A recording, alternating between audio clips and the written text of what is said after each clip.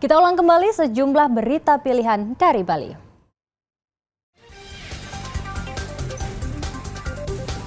Dampak musim hujan dan jalan rusak. Truk antre panjang buang sampah di tempat pembuangan akhir Suwung, Kota Denpasar.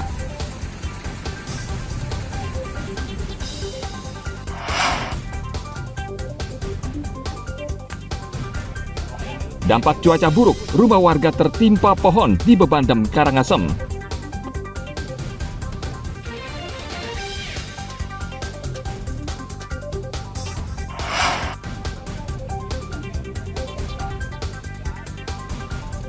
Satpol PP Provinsi Bali akan menindak tegas para pemburu koin jagat.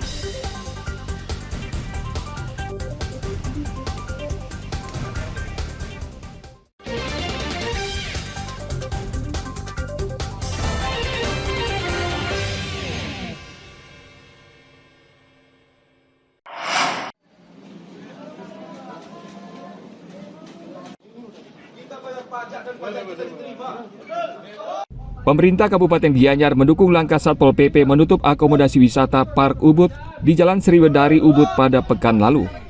Menurut penjabat Bupati Gianyar, Dewata Galwirasa, tindakan tegas Satpol PP Kabupaten Gianyar sudah sesuai dengan Peraturan Daerah Nomor 2 Tahun 2022 karena melanggar ketertiban umum dan perizinan berbasis risiko. Park Ubud diketahui berdiri di atas lahan seluas 120.000 meter persegi.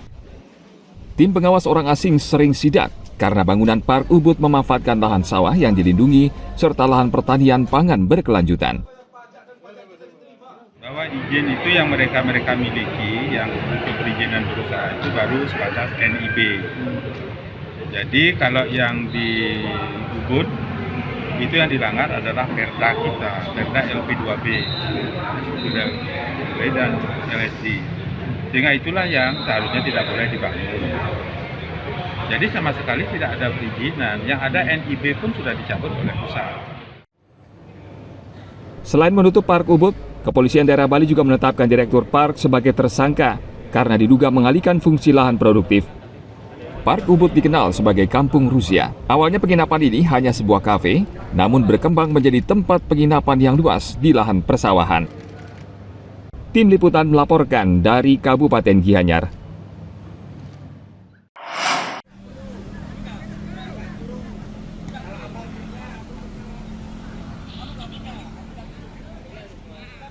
Satuan Polisi Pamong Praja Satpol PP Provinsi Bali akan menindak tegas para pemburu koin jagat karena ulahnya telah merusak fasilitas publik. Sejak merebaknya perburuan koin jagat, Satpol PP Provinsi Bali rutin melakukan patroli di sejumlah lokasi. Salah satunya adalah kawasan Monumen Perjuangan Bajra Sandi Renon Denpasar. Kawasan ini menjadi target para pencarian koin jagat untuk mendapatkan keberuntungan karena imbalannya hingga puluhan juta rupiah. Arga salah satu orang yang kepincut berburu koin jagat, ia mengaku tertarik karena rekannya berhasil memenangkan hadiah 10 juta rupiah dari aplikasi koin jagat. Ia pun tertarik meski harus membayar sejumlah uang untuk mendapatkan petunjuk pencarian. Cari koin bang sama teman-teman. Koin apa itu? Koin jagat. Kalau sekarang ini di Renon di mana kira-kira titiknya? Di Renon di sekitaran sini kita udah dapat 3 clue. Clue-nya itu agak rumit sih, soalnya kayak teka-teki juga, bukan clue untuk langsung tahu tempatnya di mana. Gini sih, ikut-ikut temen aja, mau nyari juga serunya. Sekalian olahraga pagi sih. Kalau saya sendiri belum dapat, tapi teman-teman saya sudah pernah dapat. Penasaran? Jadi ya penasaran, pengen ikut juga dapat. Sejak beberapa hari terakhir, petugas Pol PP harus berpatroli mengawasi kawasan yang menjadi target perburuan koin jagat, seperti kawasan Bajra Sandi Renon, Lapangan Lumintang, dan Pantai Sador. Fasilitas publik di 3 kawasan tersebut rusak akibat perbuatan para pemburu koin. Perlu kita ingatkan kepada semua pemburu koin jagat, jangan barbar lah, apalagi sampai merusak sarana publik. Kalau kita temukan sampai seperti itu, tentu kami akan tidak tegas, ya. Karena di Perda 5 tahun 2023 sudah jelas ada denda 50 juta dan plus kurungan. Kalau itu bisa kita dapati, kita akan proses. Ada sebagai untuk efek jerah kepada pemburu-pemburu yang barbar, yang bisa jadi merusak taman kota dan area publik lainnya. Koin jagat adalah permainan berbasis aplikasi di ponsel yang memanfaatkan lokasi tertentu di ruang publik. Jika menemukan koin tersebut, si pemilik bisa menukarnya dengan uang senilai ratusan ribu rupiah hingga puluhan juta rupiah. Aplikasi tersebut menyediakan clue atau petunjuk pencarian yang bisa didapatkan dengan cara membayar sejumlah uang. Tim Liputan melaporkan dari Kota Denpasar.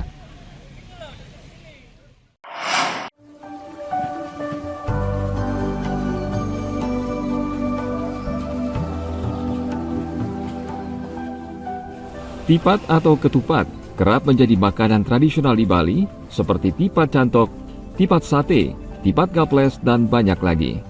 Nah, kalau yang ini namanya tipat kare. Dari namanya sudah bisa ditebak, ketupat ini menggunakan kuah kare. Bila ke Bali, warung makan di Guang Gianyar menjual tipat kare yang sudah terkenal kelezatannya. Orang menyebut tipat kare Mek Resi Guang. Warung makan ini bisa dikatakan tidak pernah sepi. Pengunjung sebagian besar mencari tipat kare yang sudah menjadi khas makanan di sini untuk santapan siang. Satu porsi Rp12.000 dengan lauk pauknya, ayam, telur dan tahu resap dengan bumbu kuah kare. Dan tentunya ada mie goreng, kangkung, dan keripik usus ayam.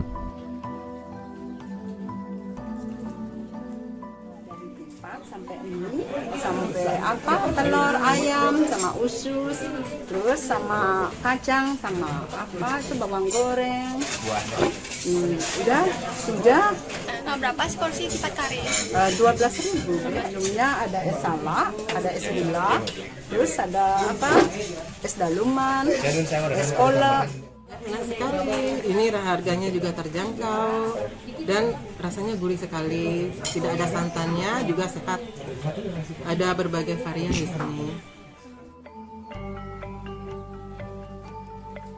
Warung makan Mek Resi Guang ini sudah puluhan tahun berdiri dan tetap mempertahankan cita rasa khas tipat kare yang dibuatnya, sehingga tidak mengecewakan para pelanggan.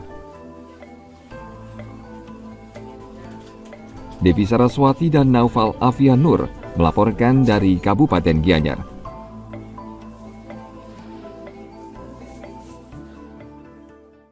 Baik, informasi tadi mengakhiri jumpa kita pagi ini. Atas nama rekan yang bertugas, saya Dara Paramita mengucapkan terima kasih atas kebersamaan Anda.